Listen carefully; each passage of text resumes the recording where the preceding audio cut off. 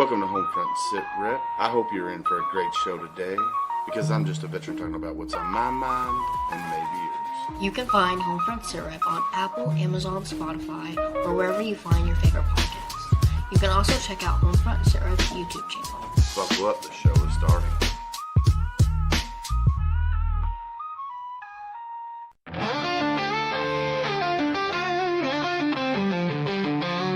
Out on the edge of the battle and back, we've carried the weight and we've walked every track. From desert dust to the fire at home, we've learned how to fight, how to stand alone. But no one tells you what comes after the war. When silence is louder than the guns we bore, that's where we speak, that's where we heal. Stories too real for Hollywood reels. Welcome to the front lines you don't always see. We're warriors to battle just differently. This is our check-in, our voice, our step. This is the Homefront Sit Rep podcast. For the fallen, the fighting, and those who came home. For the brothers and sisters who still feel alone. We're holding the line with truth and respect. This is the Homefront Sit Rep podcast. For the fallen, the fighting, and those who came home. For the brothers and sisters who still feel alone. We're holding the line with truth and respect. This is the Homefront Sit Rep podcast.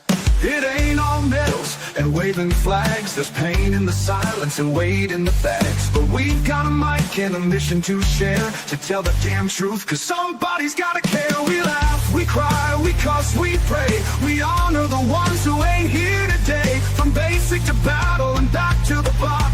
This is our rhythm, our round table talk. Welcome to the front lines you don't always see. We're warriors to battle just differently.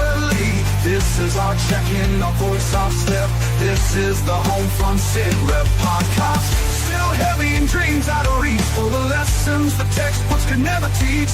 We're sounding off, no filter, no prep. This is the Homefront Sit Rep podcast.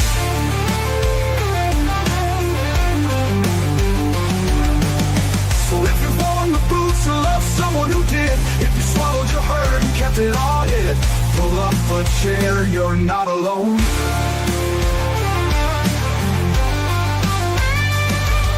Welcome to the front lines you don't always see, where courage meets scars and raw honesty. This is our anthem, our truth intercept. This is the Homefront Sit Rep podcast. For the ones still standing and those we've lost yet, for every single story we'll never forget. We speak so others won't forget. This is the Homefront Sit Rep podcast. Real talk, real vets, real life. Homefront Sit Rep podcast, where the mission continues.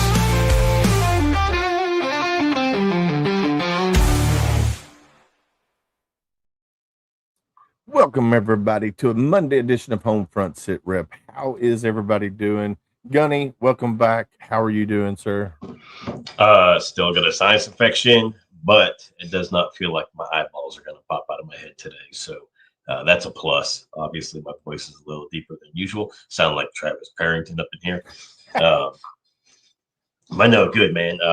Had a great time out in Vegas. Obviously, the air show conference is really big for the team every single year. And by the looks of it, we're going to have 3 new shows with a couple repeating shows that we've been to in the past. So looking forward to the 2026 season. Looking forward to, the 27th, because just as soon as we finish that jump at the Military Bowl, our season is over until mid-February. Yes, so get a little bit of time off, rest, relax, recoup. This is our last show of 2026. So, I couldn't think of a better way to close up the show than who we have with the guest tonight. So, yeah, I'm super excited about that. Bringing in Mr. Morriss and letting him talk about, his military career, what he's got going on now, his book and everything. And yeah, I'm excited. How about you? How you been? I mean, sorry I missed the show last night, but man, it felt like my eyeballs were going to just bust out my grate. No, you're good, man. Last night's episode, we had Overwatch Initiative. We had Shane Santinelli on. He's a Marine Corps veteran. He was later than us, or later than I. I think he was 2008 to 2011. He also 2 IEDs got him. And that gone road getting angry at people, man. Yeah, so he he's starting the Overwatch initiative, which is going to focus on veterans and law enforcement or first responders up in PA. And he said there's not a whole lot of that in that area that he's at. So trying to get him, a foot in the ground. That way he can get everything set up and go for his 501c3. Now they do things differently in PA. Supposedly they have to have like at least three of the members in the state of PA to start the 501c3, which I didn't know. I know here in Kentucky they could be via Zoom and stuff to do the monthly meetings and stuff like that. So so that might be for the state filing, right? So you have to file federally and you have to file with the state, and that might be requirements for the state because federally it's not there, right? So that's just one of those things. That's where it differs, state to state, how things are done. Yeah. So, but anyway, great organization. Well, great mission that he has there with Overwatch initiative, and I can't wait to see where he goes and stuff like that. Right now, I want to give a big shout out to 06 Revely on TikTok and everybody that's watching on TikTok at the present moment in time. We are streaming live there as well. So I want to give everybody a big shout out there on TikTok world there. And then everybody that's in here watching right now, like Gunny said, this is our last live episode for the year of 2025. And I'm excited about our guest that's coming on because, I mean, his mission predates kind of Gunny and our mission when we joined the Marine Corps. And, some of it's just been declassified and stuff like that. So we're just now learning about that little icon that you got there on your microphone there. Hey. And I'm super excited. He's wrote a book, and he's done all kinds of things. Yeah. Speaking of books, before we get too far, give a huge thank you to Steve-O for sending his book out. I did receive it when I got back from Vegas. I was going to mention it last night, but obviously wasn't on the show. But I got it got a month and a half off coming up, so I'll have to give it a read. Heck yeah. So. And then we do have 4 episodes left, but they're recorded episodes. They're recaps of quarter 1, quarter 2, quarter 3, quarter 4. So super excited about that. And then, we get to take our break and have some recuperating time for us. I know with your busy schedule. Yeah, with your busy schedule with Team Fast Tracks and then plus doing the podcast and everything else that you got going on with the Mogue Mile Kentucky event and everything that goes on with Mogue Mile, and we just stay too busy between the two of us. Yeah, for sure. So we need a little break to stay so we can recoup, so we don't get that compassion fatigue a lot of people do get. So and I cut back doing a lot of that this year and focused a lot more on the family. Micah could graduate in the spring, but he'd have to pick up, a heck of a workload. So he's going to push it off until next December to graduate. So he's going to have one more semester after this. Nice. So trying to spend as much time with him before he takes off on whatever adventure he's going to do, whether it's a 3-letter agency, a state agency, or whatever. So, heck yeah. But spending more time with the wife and the kids instead of, focusing on, other nonprofits and veterans and first responders. Right. It was good for me this year. I spent a lot of time gone with the team, but it's a good gone, right? It takes me away for 3 or 4 days, and then I'm home, and then out the door for 3 or 4 days again. Except for when we take off to Japan, I'm gone for that week. But we got a couple big trips coming up this year. The wife and I, just her and I. So I'm excited. Pictures will follow, but I will not be doing a podcast from Europe. Maybe I say that if I'm in Bellawood at the same time that the podcast is going on, I may just log in. Troy's going to say, "Hey, let's do it," because he's already wanting you and I both to come over there to do one from there. Yeah. So we'll have to figure that out. I mean, it might be daytime there, but I don't know. We'll have to figure out the time difference and. I think it's 6 hours.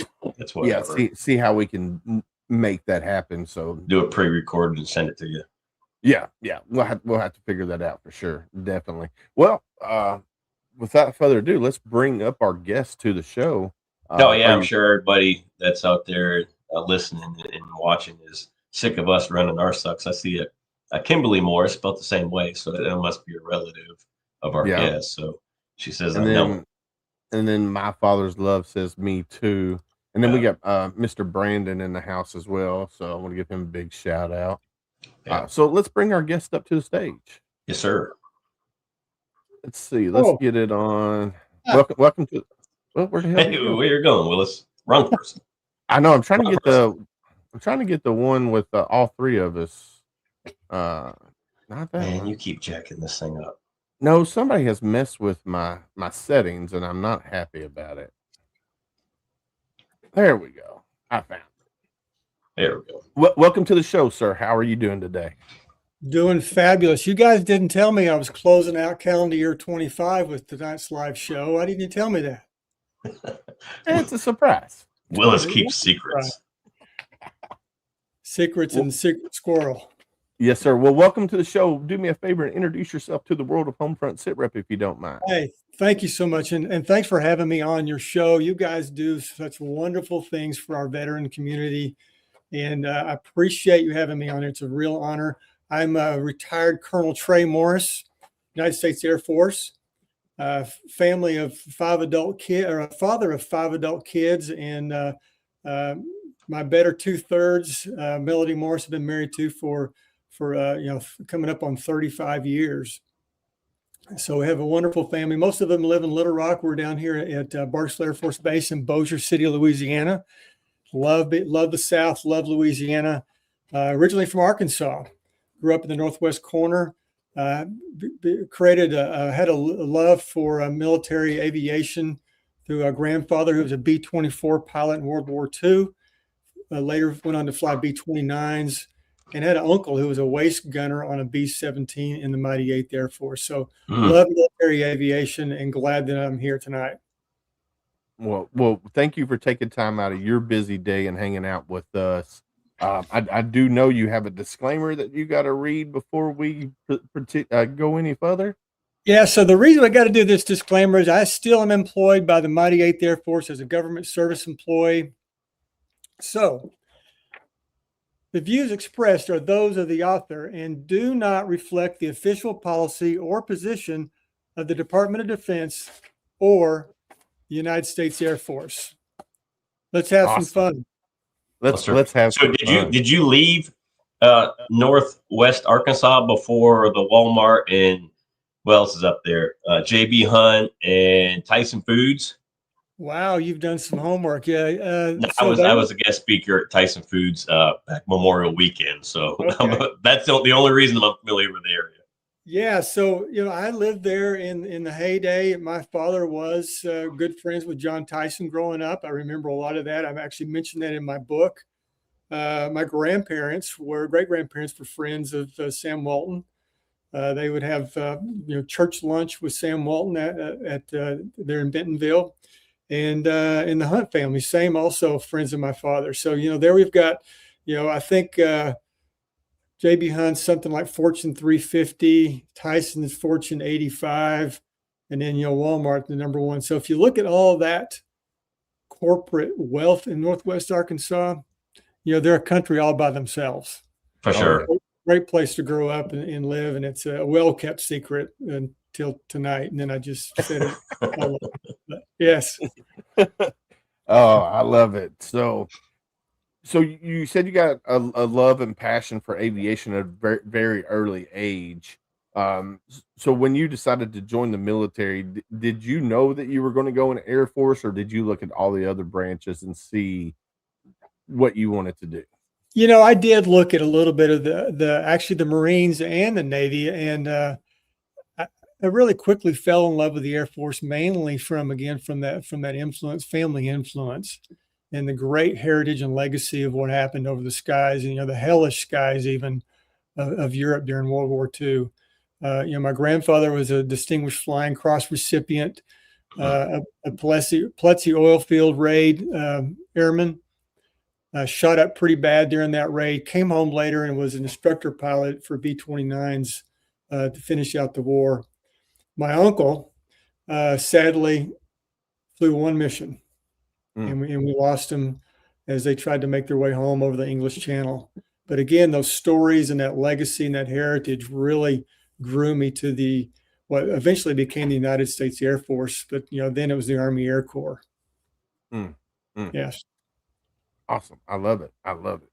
So how many total years did you serve in the Air Force? I know you're still DoD employee now, but as an Air Force B-52 aviator, how long did you serve in the Air Force? Yeah, so I wore the uniform for 31 years and was fortunate and really a gift to be able to stay in that long. Made the rank of full colonel. Opportunity to both command and combat even. So really blessed to do that and happy to do it. I spent 12 and a half years on active duty, left in the late 90s, thought I was done with the Air Force. And it wasn't but a few months later that I felt the call to come back and answer the phone when I had some reserve buddies calling and asked me if I want to come back and join the reserve. And that's what I did. And finished out the part of my military career serving through, the reserve component. Awesome. That's amazing. Yeah. So my uncle was, I think, 40 years at the Air Guard Reserve here locally in Louisville, Kentucky. Flew several, I think he was on a C-130. I think he was a crew chief on a C-130, I think is what he did. And he several missions deployed overseas and stuff like that. And man, 40 years is a long time to serve your country. And he retired a few years back, and just to hear some of his stories that that he would tell, it was just amazing to hear. Of course, I'm blind pretty much. I've wore glasses since I was in second grade, so I couldn't fly. So I knew for me, my options were very limited when I joined the military. That's why I went in as a Marine Corps infantryman. I was like, that's what's for me. That's where I'm going. Don't lie. Don't lie. You had like a 32 on the ASVAB, and that was it. Oh, get out of here. So how are you able to see the difference in the colors of the crayons? It's flavor. It's just flavor. I got all kinds of them up here. You see my snack. They right stand there. out. They stand out. There you go. Okay. I mean, I can see color. I just can't see far away. So, unfortunately, flying an airplane or a helicopter or anything like that, that was a no-go for me. Of course, I don't know if I've ever wanted to fly, but, joining the military and serving my country is something that I always wanted to do. So that's why I was like, all right, I'm going to go into, to me, the best branch. My opinion is the best branch is the Marine Corps. That's why I went Marines. And lucky for me, I did, because that's where I met Gunny. And here we are almost many years later, and we're still friends, and that's what's amazing. So yeah. So now your transition is going to be a little bit different, right? And we'll talk about the mission here in a minute, but your transition out of the Air Force, you're still a DoD employee. So was there much of a transition period, coming out of active duty and reserve status and now being a DoD employee? Yeah, I mean, absolutely. When I was a reserve employee, my day job, as we call it, right, I worked at a telecom company headquartered out of Little Rock, Arkansas. It doesn't exist anymore, but a lot of people know the name. It was Altel. Yep, yeah, I remember Altel. Yep, and they were headquartered out of Little Rock. So that was my day job, and I did the weekend warrior stuff. 9/11 happened.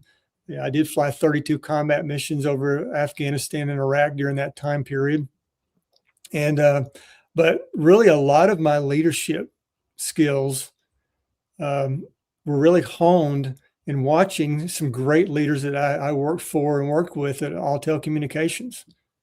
And just happy to work there. But The last 3 years of my military career, I went more of a full-time reservist as a vice commander of a full wing here at Barksdale.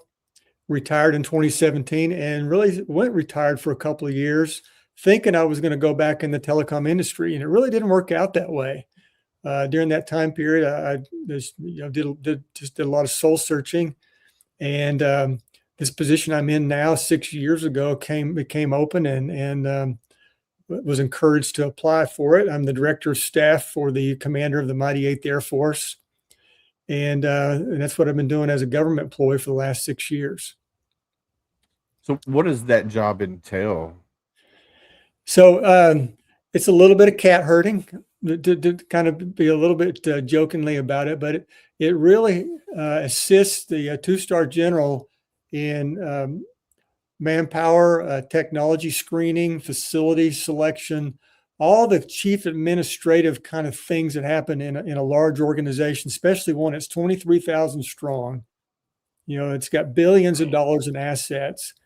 So I act as both of like a chief technology officer and a chief administrative officer, managing the budgets and looking over the facilities and strategic planning for 3 and 5 years out, and ensuring we have the right capabilities for all the future stuff coming online. The B-21 and the family of systems and a new cruise missile, some of the largest acquisition programs in the history of mankind are where we are right now. Heck yeah, that's awesome. Yeah, that's awesome. So, all right, we're gonna turn the wheel back in time just a little bit here. 1991. Let's talk about leading up to, because there was a lot of things that happened before 1991 that gave you the option to be on this mission that you wrote a book about.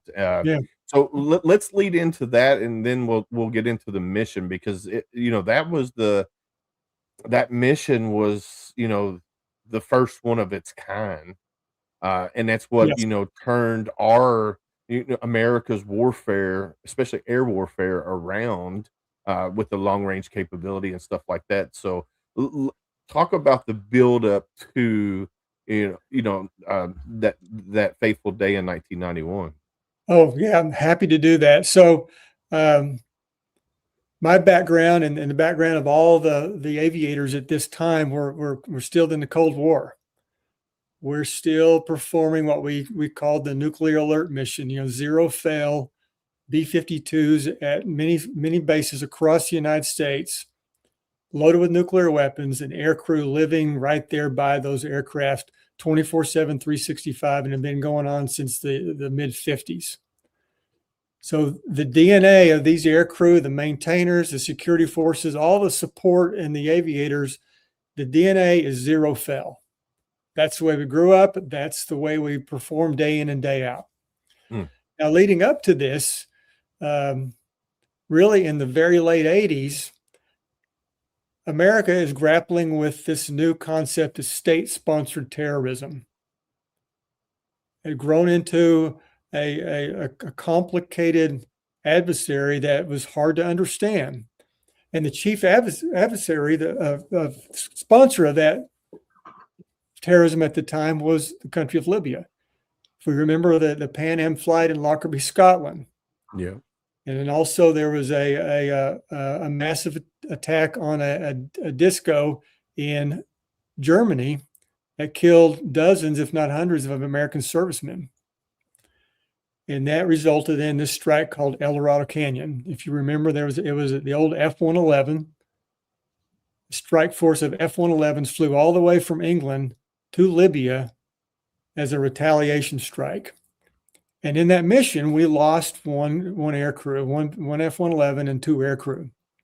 And it was decided at that point that the United States needed to invent or create a capability that allowed us to with precision, counter and retaliate against state-sponsored terrorism without attacking the entire country, and do it with very little collateral damage, and be able to, again, kind of a pinprick, high precision strike as we respond to some of these terrorist acts. And that's exactly what happened. Is in black world secrecy, what we call unacknowledged programs, the United States and Boeing took our nuclear cruise missile, which is still in service today, the AGM-86 cruise missile, and retrofitted it for conventional warfare. And they fitted it with the precision capability of this thing that was new at the time, and I think you may have heard of it. It was called GPS. Yeah, just a little bit. A little bit. So this was the first weaponized use of GPS, and this was so early in the evolutionary track of GPS. There were only like 2 or 3 satellites in orbit at this moment in time. Not this constellation that we know today that provides, capability and precision down to inches. So that's how early it was, and that's kind of one character of this story is this thing called a conventional air-launched cruise missile, the CALCOM. And again, it was so classified, so unacknowledged that you couldn't even say the name. It was called Senior Surprise. And we weren't even able to use that name in just a normal conversation like we're having today. So that's kind of the first level of background leading up to this is the weapon itself. And oh, by the way, it could only be carried on a B-52 bomber. The B-1s were kind of new, coming online at this period, but they don't have the capability to carry this weapon, the air-launched cruise missile, whether the nuclear version or this top secret, unacknowledged conventional version. Now, there's also the other part that leads up to this story, and this important part of global history was the fact that Iraq was the military power in that region of the world at the time. And we're watching Iraq, who has the number 5 largest army in the world, exert its power in the very unprepared Middle East region by invading and overwhelming Kuwait in a matter of hours on August 2nd, 1990. Now, the other part of this history lesson that's important is how much fear it incited into the global powers, because you didn't see what you have in that area like today. You didn't have the military power we see in Saudi Arabia or in even in Jordan and all the other neighboring countries. What we see today didn't look anything like it did in 1990. So if Saddam had decided to continue west, he could have done it. And he would have controlled the majority of the nation's or the world's energy reserves in a matter of hours. So again, you've got these 2 lead-up factors that are so important to this story. Sorry, I talked a lot there.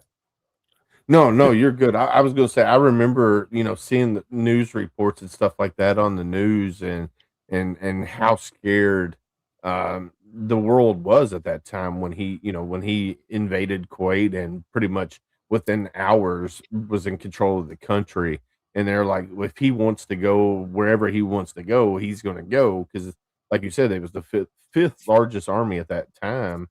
Yeah. And the world was not ready for that. I think we were kind of sleeping at that time. And I think that's kind of what woke us up to everything that has happened since then.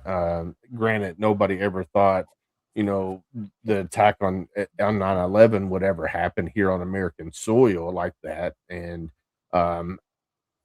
that woke us up even more. But so after he invaded Kuwait, and you guys, how did the selection for the mission, how did the selection go for that? How did they pick which B-52s were going to go and who was going to be on the B-52s at that time? How did the Air Force and the government at that time pick you guys? Well, that's an interesting question, and it happened pretty quickly at the very beginning. Just really looking at the most experienced aircrew members within our squadron. Now, at the time of the invasion, this CALCOM hadn't even finished all of its testing yet. It still had weeks of testing before it could even be branded to be even kind of an initial operating capable, IOC as we call it. So it wasn't even operational yet, but at the same time, the DoD decided and the Air Force decided to take the risk and went ahead and pushed it into service with the limited amount of missiles we even had built at the time. As we look at this period, we see that there weren't very many missiles even created yet, weren't even manufactured. So what we were offering the President of the United States was more of a blunting force against Saddam's army if he decided to move west. So much so early on, the target selections were his palaces and even things that what we thought would provide kind of an attention-getting step, when in fact, that isn't the way he thought. That isn't the way he was thinking. So at the very beginning, we took about 4 of our best crews that were ranked just by their experience level and immediately put them on what we call 6-ring alert, much like what you guys have when you're on alert as Marines. You were home and told to answer the phone by the 6th ring. Yep. When it was time to come in. Same for us. So these 4 crews are secretly at home, we're not able to tell our family why we're at home, what's going on. We have cover stories that we are just doing a nuclear alert kind of thing, which was not uncommon. So it fit pretty well.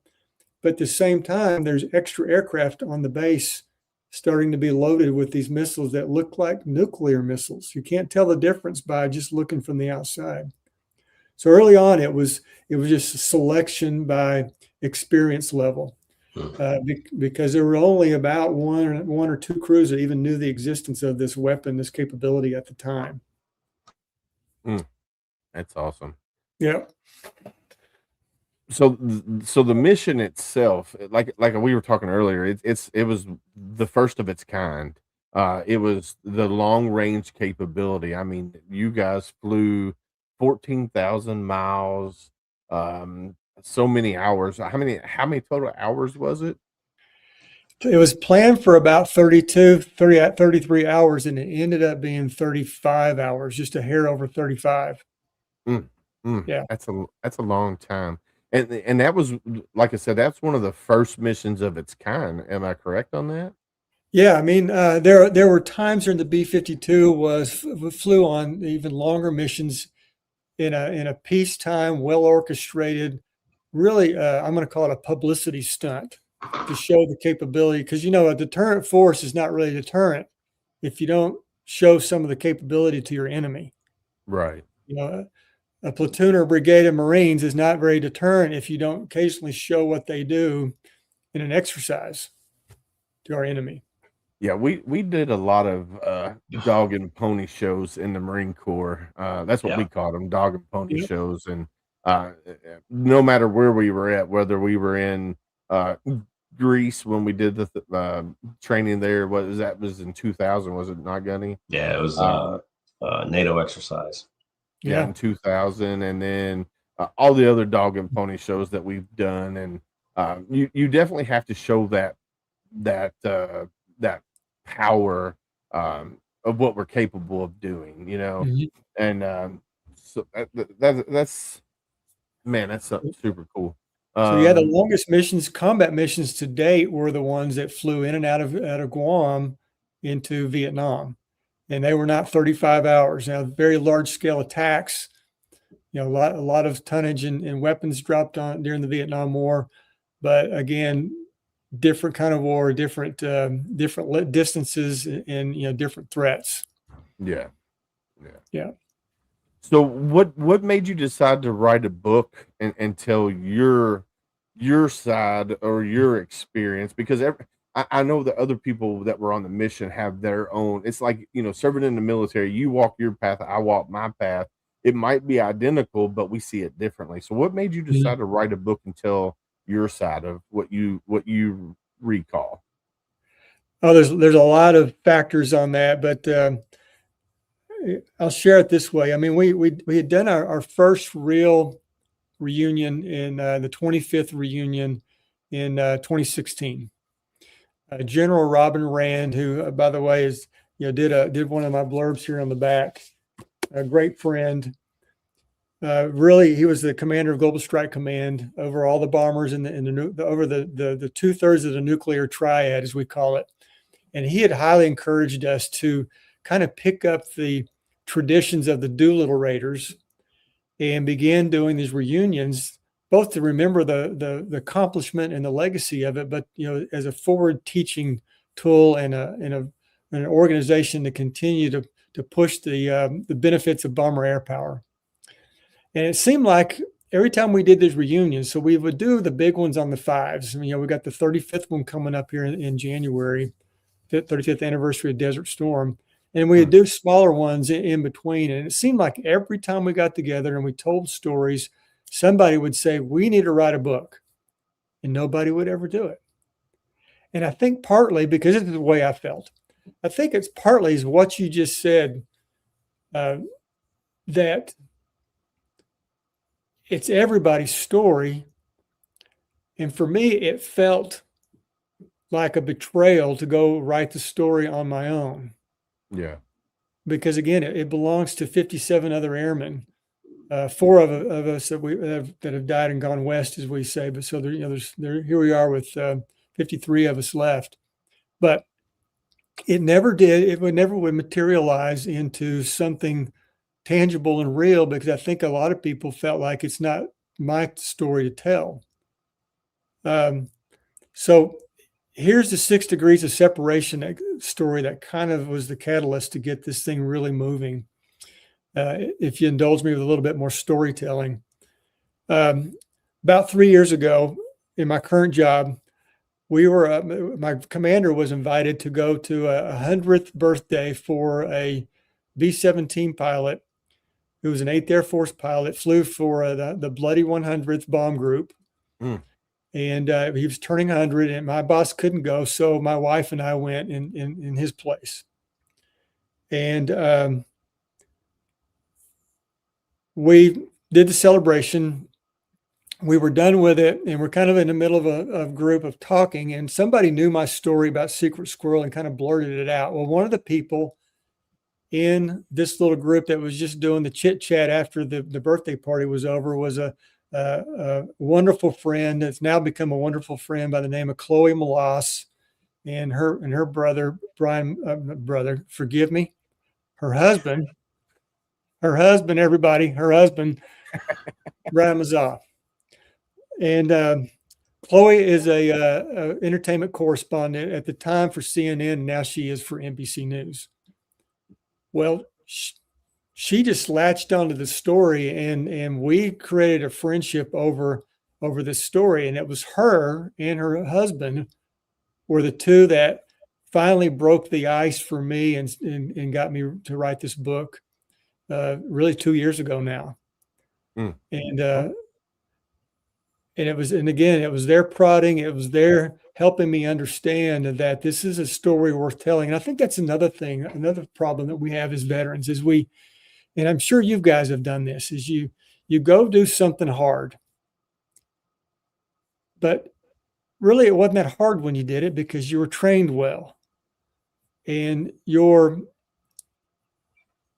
tendency to be able to withstand the pain and the discomfort of what you're doing has risen to a level that you tell yourself, I did my job.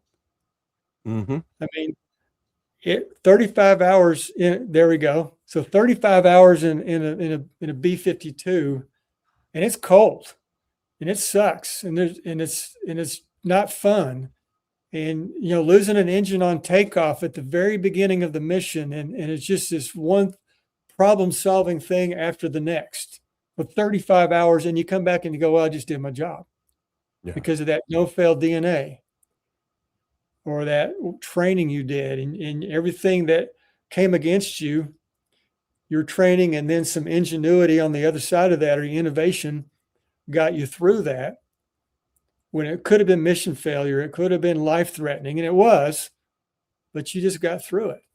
Yeah. But I'm not quite answering your question. So what motivated me really was Chloe Molas looking at me one day and says, you got to write a book. And it was that moment that I started the next day, I started writing a book. And then later on, what kept me going when I wanted to quit was I partnered with a talented marketing writer who'd never written a book either. And she's not mentioned on the cover, but she's in here. I don't know if you can see her name, but there's her name. Bonnie Peluso was my co-writer on this. Nice. And she was the one that kind of just kept the rhythm going when there's times I was like, I'm done. This is not much fun anymore. You know, this is what 4:30 in the morning for 14 months looks like. And that's how I wrote this book.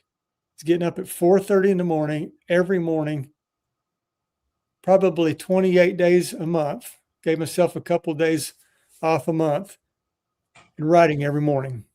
And then coming home in the evening and spending an hour on a Zoom call with Bonnie. And my wife watching TV by herself.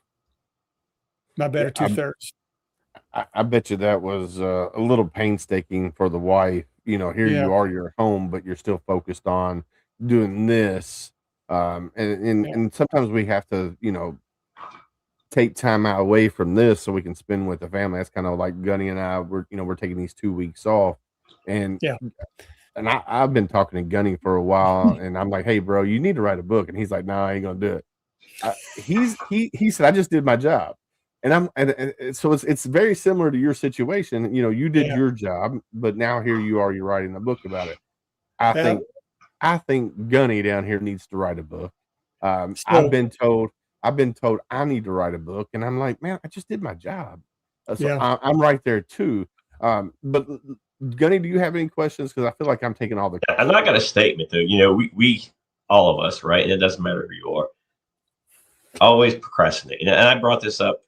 You know, we pre-recorded our Q4 yesterday, and I brought this up. You know, as military members, we're always professional procrastinators when it comes to certain things, right? And I'm guilty. If you don't write your book, right, and the rest of you pass, now you have somebody going and doing all the research, and the only thing that they're going to find is what the Air Force has, what DoD has, right? They're not going to have those firsthand accounts, those intellectual accounts of this is what I was feeling when this was happening, you know. And you know, we see it all the time where guys and gals are now writing books on stuff from Vietnam that's now declassified, that everybody that was there is passed. Yeah. Right. Or you get the Medal of Honor recipient, you know, that everybody's like, why is this guy from Vietnam getting the Medal of Honor? Well, because the stuff he did was classified, and they can't use the classified information in his write-up, but now it's declassified, they can use it, you know, and they get to wear the medal for a year or two and they pass, but no one really knows their story and their life events and what they went through. And, you know, for you guys to have her push you through and you to step up and be like, you know what, screw it, I'm going to do it. It's going to give the reader, right, or the listener, if you do an audible, that those firsthand accounts, those intellectual accounts of the thought, the feeling, you know, all the things that, you know, drive somebody to continue to read the book. Yeah, and I'm going to pile on that for a moment too. To anybody who might be thinking about it, and I can tell you guys are a little bit too, if not a lot. Is I didn't tell anybody I was writing this, and because I felt like it wasn't real until it was done. And then it wasn't real until I got a publishing contract. That was the first time I told the crew of Doom 3-4 I'd written a book about them. And man, I was sweating it the first night. I've had them come together for a Zoom call, and they're like, "What are we doing this Zoom call for?" So they were overjoyed, and even helped me after. I'd already signed the contract, but I hadn't given the final manuscript yet. And I knew there were some places that needed review, probably needed factual correction. I'll just be honest with you. There were places that my 35-year-old brain from the mission was a little fuzzy. And then I had to kind of expand those interviews out to the other 6 air crew that flew this mission. So this was 7 B-52s. Flying that 14,000 miles at 35 hours 4 to 5 air refuelings, depending on who you were in the mission. That's another part of the story. A lot went on. And again, I mentioned it seemed like every hour something was failing. And so you lose the accuracy. And plus, it's called Doom 3-4 because we were the 4th aircraft in the mission, and Doom was the common call sign for the 596 Bomb Squadron. Okay. So again, that's why it's told from my eyes, and then subsequent below that, it's told from the eyes of Doom 3-4, and then a little bit of touching around all the other 6 stories, 7 if you count the people on the ground. And that's why it's boiled down to just Doom 3-4, because it was so complex in the beginning. Publishers were passing on it. They're like, that's too much. You got to get it down to one aircraft told by one guy. That's what we did. And that was even feedback from a few movie studios that my friend Chloe and I did pitch it to at the beginning. And I kind of passed through that, but that was really where we started. Is we pitched to Agbo, which is the Russo brothers, and Plan B, some really high, and people that looked at it for 2 or 3 weeks before they passed on it. And everybody came back to, it's too complex. You got to get it down to one aircraft, one person. And man, I wrestled with that for a while, and that's kind of how it happened. Yeah, so you're wanting to tell the story of the whole mission, and they're like, no, you need to break it down to one aircraft. Mm-hmm. Your point of view. Yeah. And that would be hard, because for you and for like Gunny and myself, we just did our job, and that's how I know that's how you looked at it. You just did your job. So you wanted to tell the whole story and not just a snippet of it, because because the other pilots and the other crew chiefs and the other electronic warfare officers, they all saw different things while they were flying that mission. Yeah. And they all felt different emotions. So one snippet of it doesn't give the overall feel of the mission. Which, if you're going to do a movie, I think if I was a movie producer, I'd want the overall view from everybody that was involved with the mission. But that's just me. What do you think, Gunny? Well, and so I look at it, somewhat the same. So if I was to write a book about me, right, and someone's like, you have to take it to one unit, I can't, right, because my Marine Corps career are all those units. Mm-hmm. I was at LAR for a short period of time before I transitioned to recruiting. I was at 6th Marine Regiment for a very short period of time before I transitioned to the V-22. But, 2nd Battalion, 8th Marines is a huge part of my junior Marine life and the molding to where I became a leader. And then, 3rd Battalion, 8th Marines is that leader to staff NCO, combat operations, getting blown up twice, and then moving over to the V-22, where I finished my career and did 20-something surgeries. So it'd be hard to just take it down to just one thing. But my problem is, with the traumatic brain injury, I don't remember certain events that happened. Yeah. So I would have to reach out to, like you said, some of the guys, because there's a little bit of fuzz there, or my recollection is not 100% of what I think it is. And somebody else is like, no, that's not how it happened. It happened this way. And I'm like, oh, I don't know. I was laying in the street. I don't know what happened for that, whatever. So, but, when it comes to looking at missions with the aircraft, you have a huge squadron. You have, X amount of other aircraft out there. It's hard to speak on what the other pilots were thinking, what the other crews were thinking, because you weren't in the aircraft. Right. So even if you're getting their recollection, they're like, 3-4, I don't know what happened on takeoff. They were doing good, and all of a sudden they lagged back, and then they were back up with us again. Right. So, but they don't know what was going on in your aircraft. So I can see that aspect of it, of wanting to stick to just, your crew, and then still getting some of the outside feelers of, okay, this is what we thought. This is what we thought. Yeah, that last part's exactly what we did, Gunny, is when we wrote the book, it really focuses on the Doom 3-4 viewpoint. but yeah, I pull in all the major stories that are happening on the rest of the aircraft and integrate those into how we're doing as a strike force. Yeah. Yeah. For example, we had this crypto radio. It was brand new, and the lead aircraft is the mission commander, and their radio breaks. So I walk the reader through that entire part of that. Is a guy named Rick Holden. He earned his call sign MacGyver during this mission because he figured out what was wrong with the radio and fixed a radio in flight. Man. So I tell that story in the book, and again, all the challenges that happen along with us and other people within the strike force that's impactful for the overall story. Yeah. I mean, it's no different than Saving Private Ryan, right? You got the one platoon that's going out to find Private Ryan. They don't focus on the entire company. They put snippets of it in there. And then when they fall into other companies or when they come across other companies, just a little bit about their story. But the main focus is that one platoon that's going out there to find Private Ryan to get him home. Tell me I lived a good life. Yeah, definitely. Just for the movie.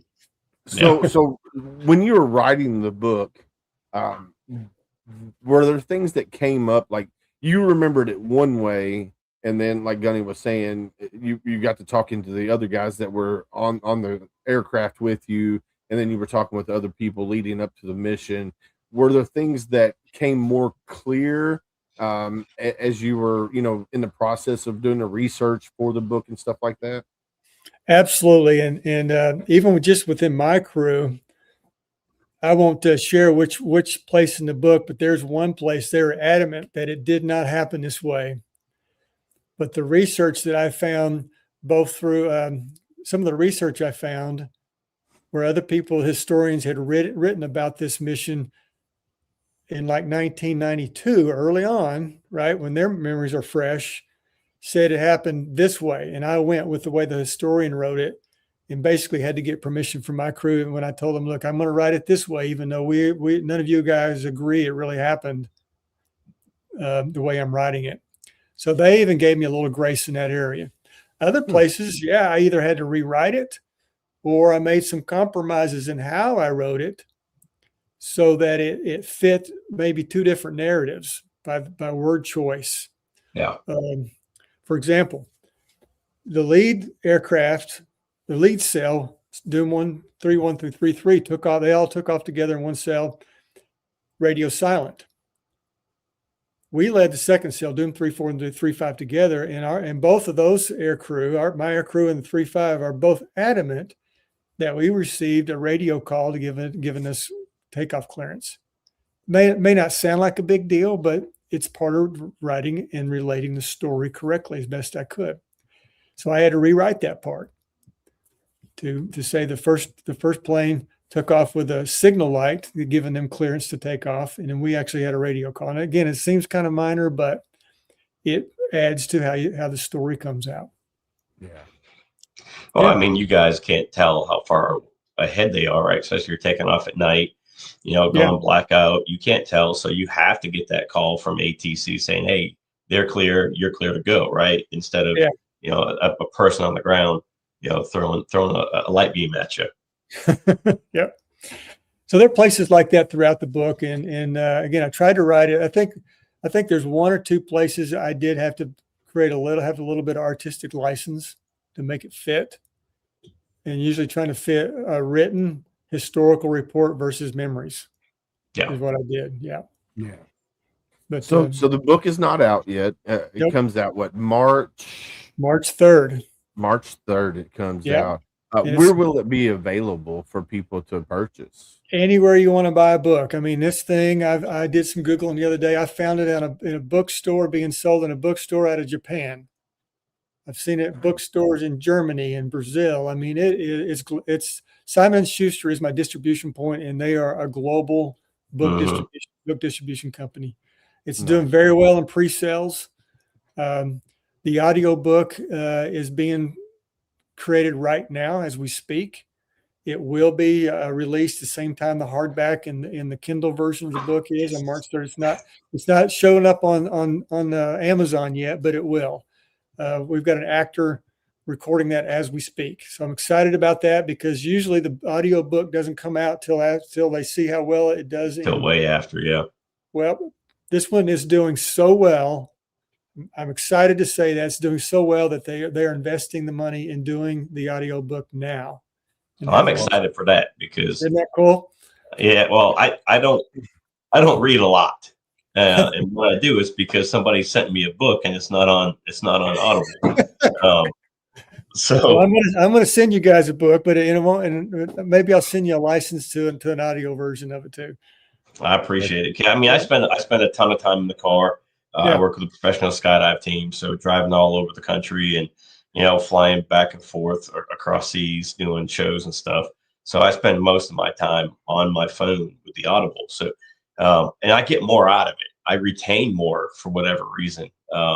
Just reading, I don't know if my brain doesn't process it the way it used to, but yeah, you get. Well, yeah, the Publisher Lines Press is hired a top-notch audiobook actor, I'm going to call him. I don't know if he's probably doesn't like that, but the guy, he's got like 6 pages of audiobooks he's done on Amazon. He's in high demand. I'm excited this guy's here. Nice. I guess that would a voiceover actor is what I would say they would probably be called. Voiceover actor, maybe. No, I'm super excited. But they get their own awards for doing books and how well the book does, and yeah. I mean, like Morgan Freeman and all those guys, they did voiceover for books and stuff like that too. So that's why I want to do my book. Who, Morgan Freeman? We got to write it. Let's get going. Gunny, I think you'd probably need like Pee Wee Herman. No, not Pee Wee Herman. Lawrence Fishburne or Samuel L. Jackson. Samuel L. Jackson would be a good one. Yeah. I know where you're going with that. Yeah. I mean, you spend so much time in the Marine Corps infantry, those words come out quite often. Yes. Yeah. So when I first showed this to the manuscript to the guys on Doom 3-4, they're like, "Hey, I remember we cussed a whole lot more than what you got in there." And I'm like, "I know, but trying to clean you guys up a little bit." Right. You're right. Trying to make you look professional. Yeah. Because we know that cussing happens a lot. I mean, they do say cussing like a sailor for a reason. So, but no, I'm super excited, to be able to read your book, whether a hard copy or audible as well. I'm kind of like Gunny. I can read, but I do better if I have the book in front of me and I'm listening to it. I just retain it better that way.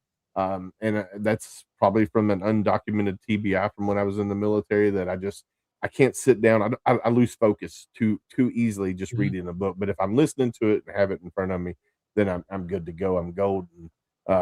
But for me, it depends on what's going on, right? I've got so much going on, personal life, professional life, that it's like my brain doesn't stop. But if I go for a week-long cruise, I've got nothing to do until we get to port. Yeah. Right. Go out and lay out with my wife by the pool. And I'll take the book out and read it and I'm fine. But there's nothing else going on in my squash. Yeah. So maybe that's what I need to do. Just take more cruises. Yeah, let's do that. More cruises. Hey, we could do some podcasts from a cruise somewhere. That'd be good. Yeah. No one wants to see this in a bathing suit. Well, sir, it is about that time. Your episode will air on Reese Across America Radio this Thursday night, but so we got to keep it to about an hour. Okay. Is there anything that we didn't touch on that you want to touch on real quick, or anything? No, I mean, we didn't really talk a whole lot about the content and the story itself, but I mean, like I said earlier, as you get into this story and you understand. As you compare it even to this Midnight Hammer mission that flew, back in June with the B-2 bombers, it's very similar in both the 7-ship aircraft, but these were aging B-52s that really were past their prime, and the average age of our air crew was like 26. I mean, we were young. And for Doom 3-4, we lost an engine with 2 minutes into the flight. I mean, imagine you've got 35 hours left and you're down an engine already. And oh, by the way, our navigation computer crapped out right at the beginning. We had to reboot it. So here we are. We know we got 35 hours to fly, engine out, in a compromised navigation system. Oof. And these challenges continue just to pile up one after the other, like every hour. A near mid-air collision during our first air refueling in the dark. Radio out, radio silent, air refueling. Soviet naval vessels tracked and locked onto us with one of the most formidable systems known to man during that time over the Mediterranean. A MiG-23 out of Libya comes and flies through the formation. Egyptian air controllers don't like that we're flying over their airspace, and they're locking onto us with surface-to-air missiles and fighters coming up to look at us. One of our air crew, right before launch, almost dooms the entire mission by trying to pass us during the launch sequence. Human error. Flying home. Winds are only supposed to be 90 knots, but they're 160, just drinking up the fuel. So we're living on borrowed time with the air refueling all the way back, and thunderstorms. I mean, it's just, again, it's one right after the other. That's what long range strike is about. You solve enough problems and you get to come home. Yeah. That's there we awesome. go. For sure. That's I think that just brought everybody else back in to want to get the book and see everything that happened from start to finish. I appreciate it. Yeah, we definitely appreciate it. And I didn't want to really get too much into the story, because if you tell too much now, then nobody's going to want to buy the book. I didn't let you know how it ends. I mean, there's an ending. Yeah. Well, you're still here, so it's a good ending.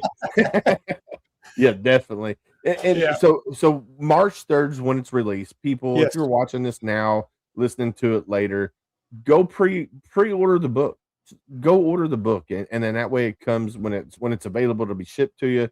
Yeah, Doom 3-4. So you can find it. Go to Google, search Doom 3-4. Go pre-order. Yep, Doom space 3-4, and go pre-order the book. It's going to be an amazing read. And I can't thank you enough, Colonel, for coming on and hanging out with Gunny and I for this hour. Yes, sir. And telling your story. I mean, you have a story that should be a movie. Hopefully one day it will be a movie. Yeah, I would love to see it on the big screen. I think it would be amazing. But thank you for taking your time out of your busy schedule and coming and hanging out with Gunny and I for this hour. It's been amazing. Gentlemen, I applaud you and thank you for having me and all you do for our veteran community. Thank you so much. Sir, appreciate it. Thank you, sir, very much. You cut him off as he's going up. Come on now, Willis. I know. I do that every time. Let him get his words out. Well, I thought he was done. That audible pause. That's what I look for, that audible pause. I do apologize, sir. If you want to hang out in the green room, we can talk to you once we end the show if you want to. Man, that was super cool to end 2025 on that.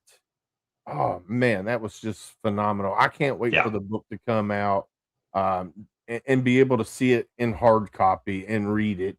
I want to say thank you to all the guys and ladies over here on TikTok that are watching, all the people that are here watching, whether on Facebook, LinkedIn, or the 2 YouTube channels. Thank you guys for coming on and watching. The reason why Gunny and I get to do this is because of you guys. You guys are what motivates us to keep going. It is my form of therapy, and I know it helps Gunny as well. But to bring stories like this to light that people might not ever know exist is what we do. You know, whether it's a mom and pop grassroots nonprofit, veteran singer, veteran comedian, veteran author, every veteran has a story to tell. And that's why we do what we do, and we love doing it. We love bringing it to you guys. It just keeps us going when you guys are here watching, whether you're giving us likes or hearts or commenting. What's up, Albert Hero? How are you, sir? Triple Threat Vets. You guys are why we keep doing what we do. And Gunny and I can't thank you guys for making us continue our mission in helping veterans across the great nation of the United States of America. We do technically have one live episode left, but it's the tip of the spear this Wednesday. But after that, that'll be our last episode of the year until January 5th, I believe, is when we'll be back. The first Monday in January, we'll be back live and in color and ready to go with a whole new series of guests on the show. So thank you again and all that good jazz. Gunny, let's go ahead and end the show. What do you think? Yeah, man. All right, that's you, brother. Yeah, you still have worth. You still have value. Don't let the dark days win. Surround yourself with people that are going to build you up and not tear you down. Yes, definitely. Definitely don't let your dark days win. This right here is so powerful, guys. In the silence of your struggles, remember, though unseen, you are deeply held in the hearts of others. You are not alone. Man, that's just so powerful. This right here, I'm just gonna say the end of this one. The uniform may come off, but the bond remains, and together we heal, we rise, and we carry each other forward. We as veterans, we have to carry each other forward. If we're cutting down non-combat veterans versus combat veterans, then we're not carrying each other forward. We're not helping heal. We're not being together. So we have to stay together. We have to rise together. You all signed the same contract. Yes, sir. I didn't sign a contract that said I was guaranteed combat. Amen. I didn't either. All right.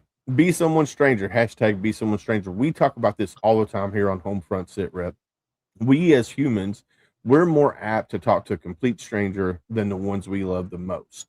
So if you're out and about and you see somebody and it looks like they're having a bad day, go up to them and say, hey, how you doing?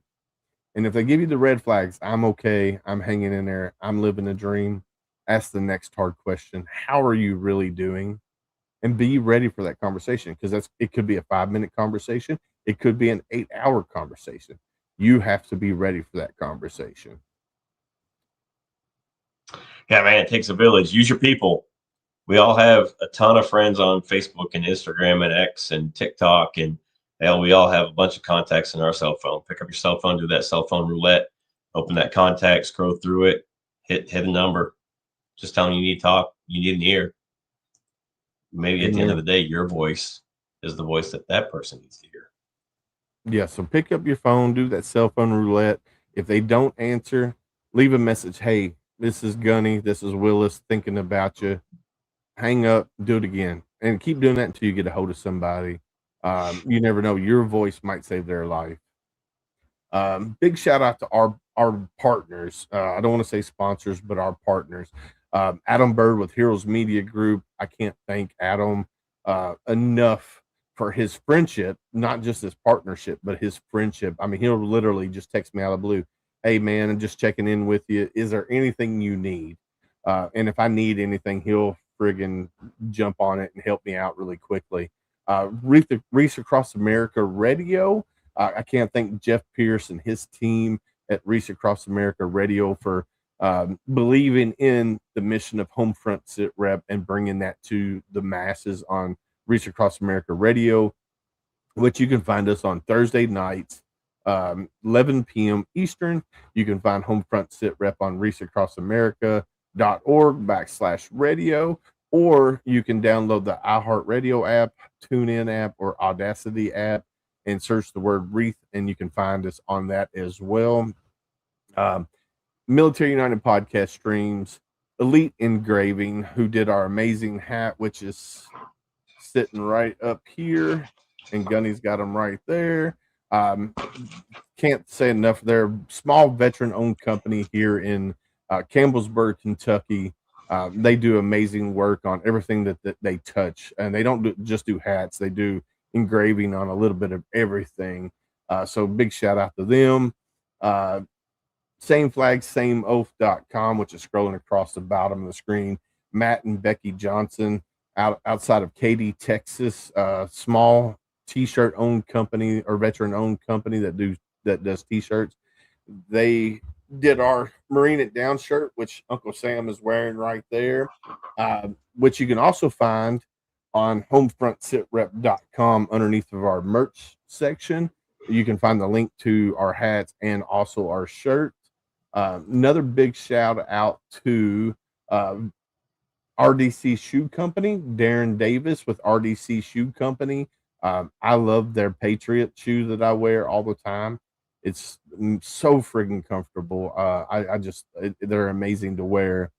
And then Valor Coins and Pins. I can't thank Brent and Brian Casey enough for the coin. Now, I know Gunny he took my ideal and designed the coin for us. I turned the autofocus off, so it's not focusing on the coin. But you can see here, it's got the Home Front Sit Rep logo. On the bottom, it says hashtag be someone stranger. It's got the Marine Corps EGA that's 3D. And on the back, it's got all 6 logos of the military branches. Then it says on air. And then over here, it says hashtag we got your 6. And there's a surprise on the back, too. And there's also a surprise on the back, which if you've got a coin, you can figure that out. I don't think we left anybody out. That's it, man. I do want to give a big shout out to challengeamerica.com. They partnered with Homefront Sit Rep in a different way. They allowed us to go onto their Challenge America Veterans in the Arts program, which is cavarts.org, which is scrolling across the bottom of the screen, and create the art of podcasting within CavArts. So Challenge America is an amazing organization. Then they have the CavArts part of it, which is anything art related, playing the guitar, learning how to do leather working, how to do metal working, whatever, anything that's considered art. They do art therapy for veterans within the CavArts community. So if you want to learn how to write a book, they also have that there as well. So go check out cavarts.org if you are a veteran. But that does wrap up this show, Gunny. I do want to say Merry Christmas to everybody out there, and Happy New Year. Hopefully you guys have great holidays, safe holidays, from us here at Homefront Sit Rep. What do you think, Gunny? Time to end it? Close it out. Close it out. All right. Like we always say on Homefront Sit Rep, stay safe out there. We got your 6.